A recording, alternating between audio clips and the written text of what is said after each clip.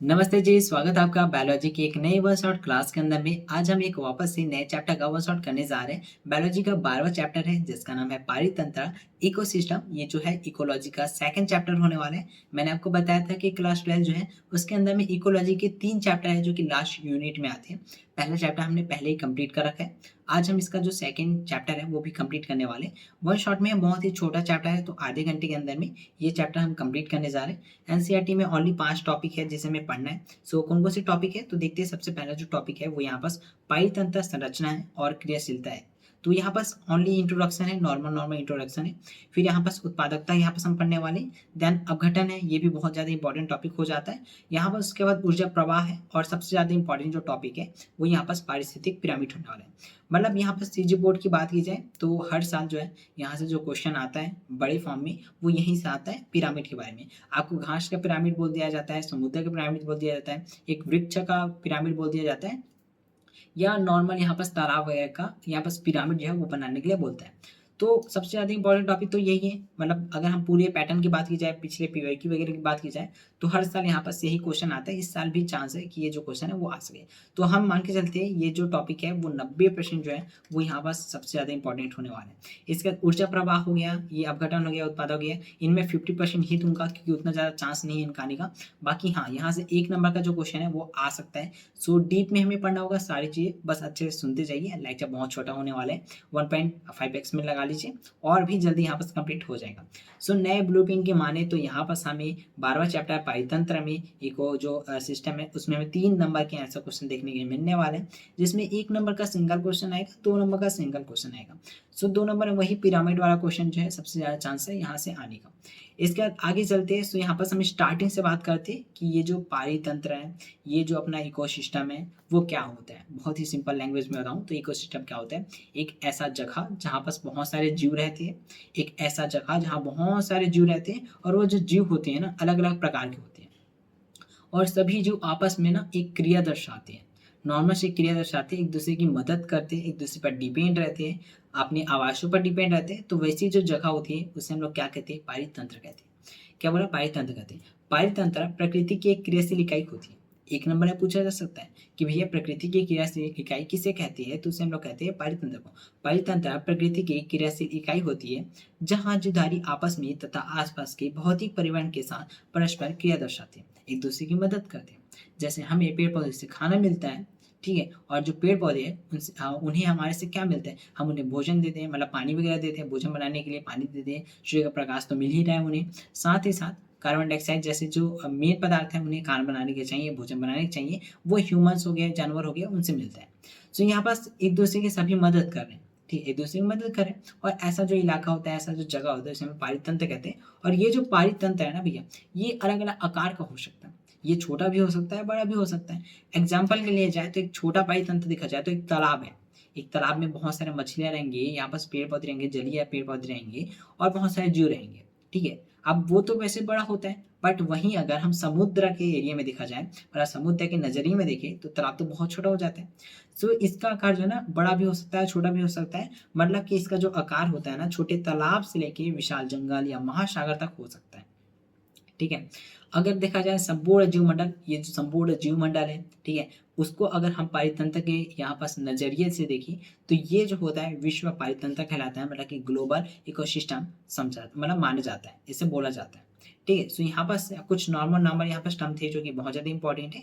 सो ये जो है एमसीक्यू में पूछा जा सकता है, तो हर एक लाइन जो है इंपॉर्टेंट है, आपको अच्छे से नोट डाउन करना है, अच्छे से यहाँ पास पढ़ाई करना है। सो आगे बढ़ते हैं। यहाँ पास हम देखते हैं कि पारितंत्र जो है उसके प्रकार देखते हैं। तो पारितंत्र जो होते हैं ना उसके मेनली 2 प्रकार होते हैं, मेनली 2 प्रकार होते हैं। तीसरा भी प्रकार है जिसे हमने बनाया है। तो मेनली 2 प्रकार है। सबसे पहला जो प्रकार है वो यहाँ पास स्थलीय होता है। क्या होता है, स्थलीय होता है। मतलब कि जो स्थल में रहते हैं, जो स्थल में रहते हैं जिसे पानी की जरूरत नहीं पड़ती, स्थल, ठीक है, स्थल में रहते हैं। जैसे कि वन हो गया, घास का मैदान हो गया, मरुस्थल हो गया। अब ये जो वन एक पारितंत्र है जहाँ बहुत सारे पेड़ पौधे रहेंगे, जानवर रहेंगे। घास का मैदान जिसमें घास वगैरह रहेगा, वहाँ पर जानवर भी रहेंगे, जीव जंतु भी रहेंगे। एक मरुस्थल मान लीजिए रेगिस्तान, जिसमें रेगिस्तानी यहाँ पर जीव जंतु रहेंगे, रेत वगैरह रहेगा। तो ये पारितंत्र है, ठीक, एक पारितंत्र है जहाँ बहुत लोग रहते हैं, ठीक, एक पारितंत्र है। इसके बाद जली भी आता है, एक जली जिसमें झील हो सकता है, ये भी पारितंत्र है। तालाब भी पारितंत्र है, नदी भी पारितंत्र है, और एस्टुअरी जो है वो भी यहाँ पर जो है पारितंत्र है। इसके देखा जाए तो तीसरा प्रकार की बात की जाए तो वो मानव निर्मित है, मतलब हमने बनाए हैं। तो हमने कौन-कौन से बनाए हैं जो इम्पोर्टेंट है, एमसीक्यू में बहुत बार पूछा गया, बहुत बार, ठीक है? जिससे मतलब बोला जाए बहुत बार 5 से 6 बार यहाँ पर ये जो क्वेश्चन है वो पूछा गया। सबसे पहले खेत जिसे हम लोग शस्य भूमि कहते हैं, दूसरा जल जीवाश्मालय जिसे हम लोग एक्वेरियम जो है वो कहते हैं। सो ये उदाहरण आप याद रखना, दोनों ही आप एग्जाम्पल जो है याद रखना, बहुत ज़्यादा इंपॉर्टेंट है। इसके बाद हम आगे बढ़े, सो यहाँ पर हम देखते हैं पारितंत्र के घटक, तो इसके 2 घटक होते हैं। एक होता है अजैविक, एक होता है जैविक। अजैविक के अंदर में आ जाता है जल, वायु, मृदा, ताप, प्रकाश, श्वनिश, ये सभी जो है अजैविक के अंदर में आ जाते हैं। जैविक के अंदर में यहाँ पास उत्पादक हो गया, उपभोक्ता हो गया, अवघटक हो गया, ये चीज़ें जो है जैविक के अंदर में आ जाती हैं।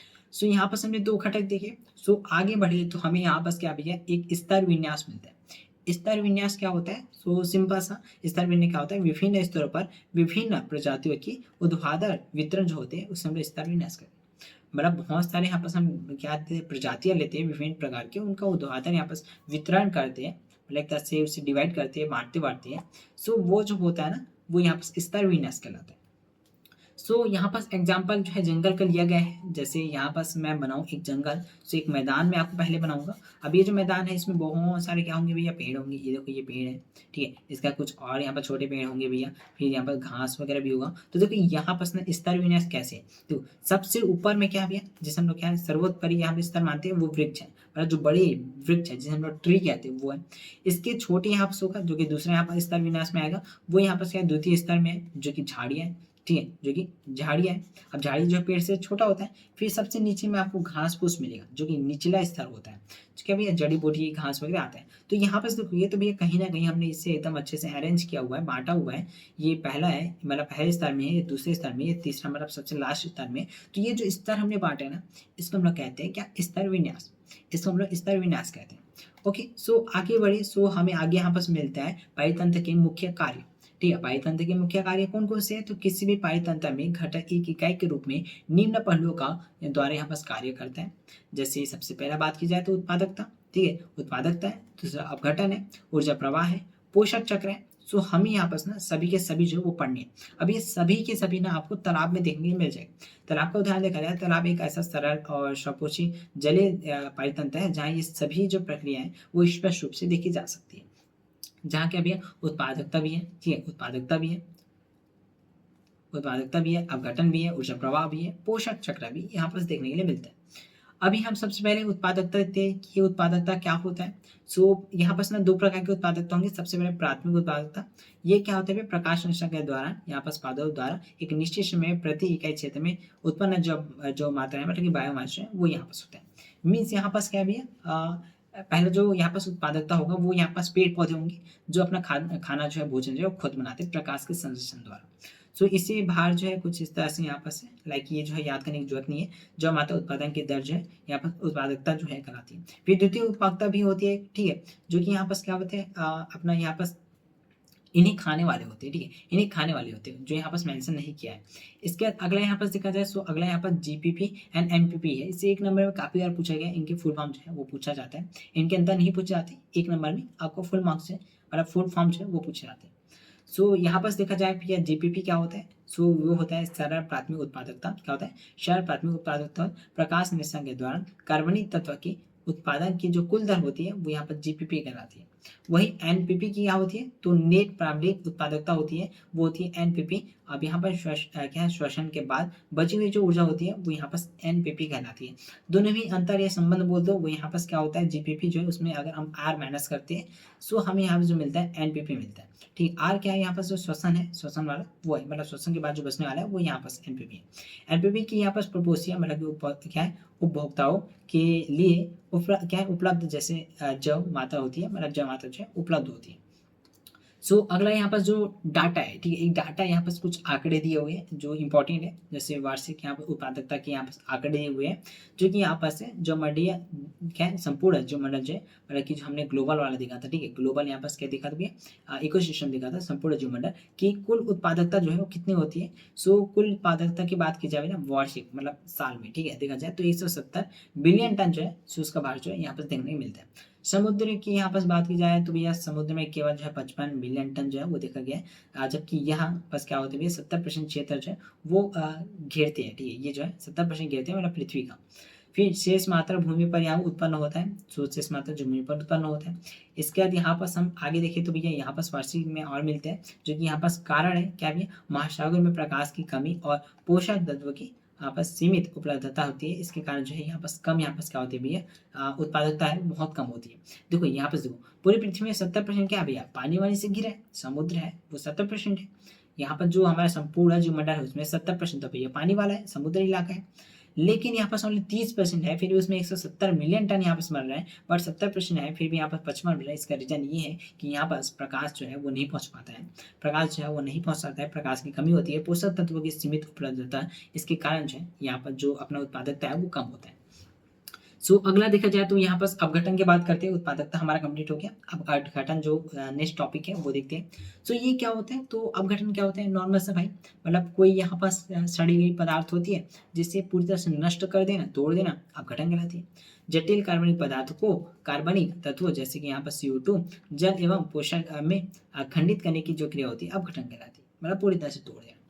अब देखो अपघटन में यहाँ पास अपरद है, जो कि क्या होता है, पादपों की मृदा जो है अपशिष्टि जैसी पत्तियां हो गया, छाल फल हो गया आदि प्राणिक अवशेष जो है अपघटीकरण के लिए यहाँ पास कच्चा माल होते हैं। अब केचुए भी है जो कि किसान का मित्र कहलाता है, क्योंकि यह अपरद को यहाँ खंडित करता है और मिट्टी को यहाँ बुरबुरा बनाने का कार्य करते हैं। मतलब अपघटन में ना यहाँ पास देखा जाए तो ये अपरद आ जाएगा और साथ ही खंडित आ जाएगा। खंडित क्या होता है, जैसे एक पत्ता है यहाँ पर पेड़ से गिरा हुआ, अब क्या होगा, केचुए जो है इसे खाएंगे, तोड़ेंगे और टुकड़े टुकड़े में तोड़ेंगे, वो खंडन कहलाता है। अपरद जो है वो यहाँ पर वही है कि भैया जो परत है, ऊपर वाला परत जिसमें पत्ती होती छाल वगैरह वो बिछा हुआ है, उसमें छोटे छोटे सूक्ष्म जीव आते हैं और उससे अपघटित करते हैं, छोटे टुकड़ों में वो बांट देते हैं, तो यहाँ पर अपघटन कराता है।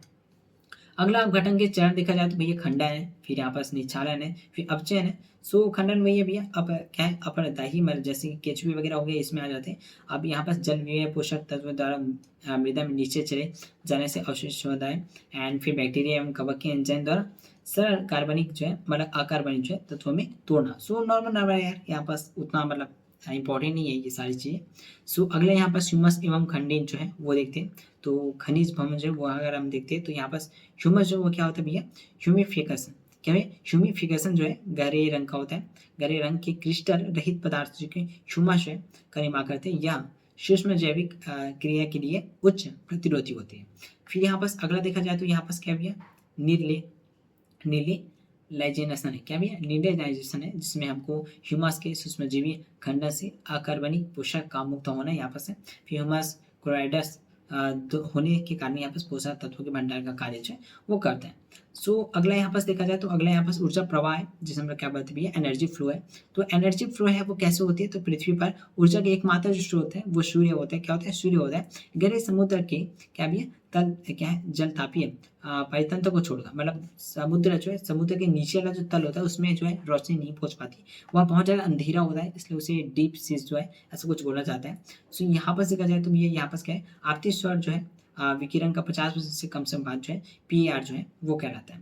सो यहाँ पर पादप जो है वो PAR का केवल 2 से 10% जो है वो ग्रहण करते हैं, और फिर ये जो होता है वो ऊर्जा संरक्षण नियम मतलब 10% जो नियम है उसके रूप में ये जो है आगे चलता जाता है। अब यहाँ पास आगे जो है तो ये खाद्य श्रृंखला के प्रकार यहाँ पर बताया गया। सो खाद्य श्रृंखला प्रकार में यहाँ पर चारण खाद्य श्रृंखला है और एक अपरक खाद्य श्रृंखला है। सो चारण खाद्य श्रृंखला जिसे GFC कहते हैं, इसमें क्या होता है, हरे पेड़ पौधे शुरू होता है और ये जो है कहा जाता है जलीय पारितंत्र में यहाँ पर ऊर्जा प्रवाह का मुक्त साधन, मतलब कि घास से ये जो है बकरी में जाएगा फिर मनुष्य में जाएगा, घास से बकरी में फिर वो मनुष्य में जाता है, मतलब ये घास से जो वो स्टार्ट होता है। फिर यहाँ पर अपराग यहाँ पर देखा जाए तो इसमें क्या होता है भैया, ये जो मनुष्य जब मर जाता है तो यहाँ पर मृत कार्बनिक सामग्री जो है वो यहाँ पर शुरू होती है। सो ये जो है मृत कार्बनिक पदार्थ से शुरू होती है और ये जो है मृत पोषी जैसी कवक बैक्टीरिया द्वारा यहाँ पर संपन्न की जाती है। स्थलीय पारितंत्र में ऊर्जा प्रवाह जो का मुख्य जो साधन है वो यही है। इसके अगला यहाँ पर जो है पोषक स्तर, तो पोषक स्तर में सबसे नीचे यहाँ पर उत्पादक आएगा जो कि पेड़ पौधे होते हैं। ठीक है, इसमें पेड़ पौधे होते हैं, हरे पेड़ पौधे जो कि प्रकाश संश्लेषण करते हैं। फिर ये जो प्राथमिक उपभोक्ता आता है जो कि यहाँ पर क्या होते हैं, शाकाहारी होते हैं, द्वितीय पोषक स्तर होते हैं। अब इसके बाद जो है यहाँ पर यहाँ द्वितीय उपभोक्ता आता है जो कि तृतीय पोषक स्तर है, इसमें मांसाहारी आते हैं। ठीक है, और मांसाहारी के बाद यहाँ पर उच्च मांसाहारी आते हैं जो कि चौथे पोषक स्तर में होते हैं, जिसे चतुर्थ क्या कहते हैं, उपभोक्ता कहते हैं। सो यही पिरामिड बनाने का एक यहाँ पास श्रेणी को समझो। और 10% का नियम जो आपको पता होना चाहिए, प्रत्येक निचले जो है पोषक स्तर से ऊपरी पोषक स्तर पे केवल 10% ऊर्जा ही प्रवाहित होती है। जैसे ये यहाँ पास क्या भी है, ये अपना पिरामिड है जिसमें हमने यहाँ पास कुछ खंड किए। ये जो है अपना उत्पादक है, फिर प्राथमिक उपभोक्ता, फिर द्वितीय उपभोक्ता, तृतीय उपभोक्ता, ऐसे यहाँ पर जाता है। तो यहाँ 10% ऊर्जा जो है यहाँ जाएगी 10% ऊर्जा, और फिर यहाँ से अगले में जाएगी फिर 10%, फिर इसका 10% यहाँ जाएगा। तो ऐसे होता है, भले यहाँ 10% है, इसका 10% यहाँ जाएगा, फिर इसका 10% यहाँ जाएगा, फिर इसका 10% यहाँ जाएगा। तो ऐसे कुछ इस तरह से 10% ही जाता है निचले से उच्च स्तर पे। अगला यहाँ पास जो 10% के नियम का ही है, जैसे शेष ऊर्जा जो है श्वसन और ऊष्मा के रूप में नष्ट हो जाती है। इसी कारण खाद्य श्रृंखला में पोषक स्तरों की संख्या जो है प्रतिबंधित जो है सीमित हो जाती है। खड़ी फसल की बात की जाए तो एक विशेष समय पर प्रत्येक पोषक स्तर का जीवित जैव मात्रा के यहाँ पर जो है हमारा जैव मात्रा की मात्रा जो है वो यहाँ पर होती है। फिर आहार जाल की बात की जाए, फूड जो वेब है उसकी बात की जाए, प्रकृति में खाद्य श्रृंखलाएं अलग अलग नहीं होती बल्कि एक दूसरे से जुड़ी होती है। इस अंतर संबंध को यहाँ पास आहार जाल कहते हैं। विशेषता यहाँ पर देखा जाए तो यह जो होता है यह पारितंत्र की स्थिरता प्रदान करता है, पारितंत्र को स्थिर जो है वो प्रदान करता है। एक जीव के पास भोजन के कई विकल्प हो सकते हैं। सर्वभक्षी जीव हो गया, जैसे कौवे हो गए, कॉकरोच वगैरह हो गए, इनमें महत्वपूर्ण भूमिका जो है वो ही निभाते हैं। अगला यहाँ पर जो है वो पारितंत्र जो है पारिस्थितिक पिरामिड आ जाते हैं। लास्ट टॉपिक है और सबसे इंपॉर्टेंट टॉपिक यही होने वाला है। सो विभिन्न पोषक स्तर पर जीवों के संबंधों की संख्या, जल मात्रा एवं ऊर्जा के रूप में व्यक्त करना पिरामिड कहलाता है। क्या कहलाता है? पिरामिड कहलाता है। अब यहाँ पिरामिड की संख्या है, जल मात्रा पर पिरामिड है, ऊर्जा पर पिरामिड है, ऐसे बहुत सारे पिरामिड जो है वो हो सकते हैं। पिरामिड का आधार जो है हमेशा यहाँ उत्पादक से होता है, मतलब कि यहाँ हरे पेड़ पौधे होते हैं जो यहाँ पर क्या करते हैं, अपना भोजन जो है सब बनाते हैं और 10% ऊर्जा जो है वो ऊपर देती है। सो यहाँ पर संख्या एवं जमाता की पिरामिड की बात की जाए तो सीधा पिरामिड जो अधिकतम जो पारितंत्र की संख्या एवं जमाता के जो पिरामिड होते हैं वो सीधे बनते हैं। कैसे होते हैं? ऐसे सीधे बनते हैं। लेकिन उल्टा पिरामिड जो कि कुछ इस टाइप से बनता है। उल्टा तो समुद्र में जमाता का पिरामिड जो है उल्टा होता है, क्योंकि मछलियों की जमाता क्या है, पादप प्लवक से अधिक होती है। बड़े या वृक्ष पे देखा जाए तो यहाँ पर भी उल्टा बनता है। क्या भैया? यहाँ भी उल्टा बनता है। सो आगे देखा जाए ऊर्जा का पिरामिड है कैसा होता है, तो ऊर्जा का जो पिरामिड है सदैव क्या होता है भैया? सीधा बनता है। ऊर्जा का पिरामिड कैसा बनता है? तो हमेशा जो है वो क्या भैया? सीधा ही बनता है। ठीक है, कभी उल्टा नहीं बनता। कारण जब ऊर्जा का पोषक स्तर से अगले स्तर पर जाती है तो हर स्तर पर ऊष्मा जो है क्या, ऊष्मा के रूप में ऊर्जा जो है वो ह्रास होती है, मतलब कि एक तरह क्षति होती है। सो पिरामिड की सीमाएं देखा जाए, मतलब लिमिटेशन जो है वो देखा जाए तो यह एक ऐसी प्रजाति को शामिल नहीं करता जो दो या अधिक पोषक स्तरों में संबंधित हो। यह आहार जाल जो है, मतलब फूड वेब जो है उसे समाहित नहीं करता है। वे तो जीव को यहाँ पर क्या है, पिरामिड में कोई स्थान जो है प्राप्त नहीं है, जबकि वे पारितंत्र में महत्वपूर्ण जो है भूमिका निभाते हैं। मृतोपजीवी बहुत ज़्यादा भूमिका निभाते हैं। यह एक सरल खाद्य श्रृंखला पर आधारित है जो प्रकृति में शहद की क्या है विद्यमान जो है वो होता है, मतलब शहद विद्यमान होता है। इसके बाद यहाँ पर कुछ क्वेश्चन है जो कि इंपॉर्टेंट है, बहुत ज़्यादा इंपॉर्टेंट, एंड यही क्वेश्चन जो है वो हर बार रिपीट किए जाते हैं। अगर आप पीवाईक्यू देखोगे तो ये 2018 में जो है वो पूछा गया था, 2000 ये जो है 20 में पूछा गया था, एंड 2021 में भी यहाँ से क्वेश्चन जो है वो आए हुए थे।